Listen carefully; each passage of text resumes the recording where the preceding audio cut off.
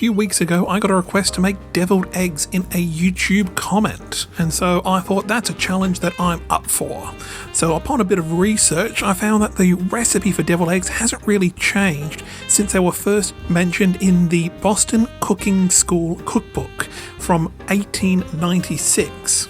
So with that, I got two ideas.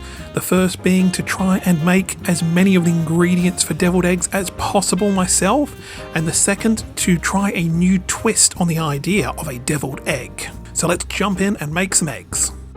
The first thing you're going to need to make deviled eggs is of course hard-boiled eggs. A good trick to keep the yolk centralized inside of the egg is to keep them moving around when you first put them in the water. Once you have boiled the eggs to your preferred level of hardness, dunk them directly into a bowl of ice water and keep them moving around for the first few minutes again so that you do not get hot spots in the water. To devil something is to add spice, and in most cases that will be mustard. So we're going to make our own homemade mustard. It's relatively simple. Take some whole mustard seeds and then soak them in vinegar. They're going to want a couple of hours to soak up all that vinegary goodness. Now that time has passed, we'll separate the mustard seeds from the vinegar, adding the seeds into a spice grinder and doing your best to get it all into the grinder and not all over the tabletop. Make sure to keep the vinegar as we'll need it in an upcoming step. Now we grind away, slowly adding back in the vinegar until we get a nice firm paste. To keep the homemade ingredients going, I'm going to make some homemade mayonnaise. This one uses whole eggs as I don't really want to waste the whites. When you're using a canister blender like this, you can add in quite a bit of oil and it will still emulsify together.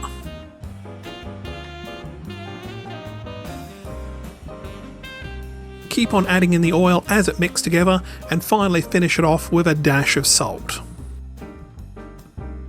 An egg without a shell is an egg.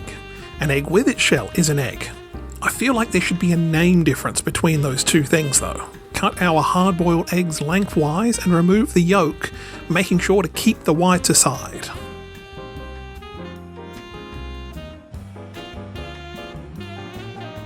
Mash the egg yolks and then add them to a zip top bag. Add to the bag our mayonnaise, the mustard, some pickle juice, a dash of salt and pepper, and some paprika. With the top of the bag firmly sealed, you can now give it a good squidging to get everything nicely mixed together.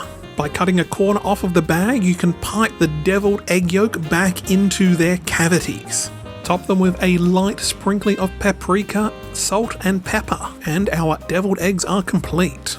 That homemade mustard has a real kick to it. You definitely can feel the devil's work in these. All in all, these are a great deviled egg, but I've got another idea bumping around in the back of my head that I just want to try out.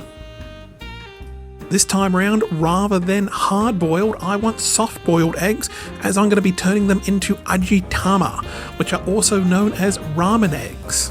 Ramen eggs are cured, which will make our soft-boiled eggs nice and firm.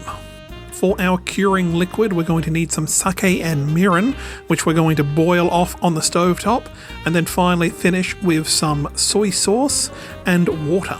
Cover the eggs in the curing liquid and allow them to sit for a couple of days in your fridge. You'll notice the eggs have taken on a nice dark hue from their time in their curing liquid, although I did let mine cure for a few days too long.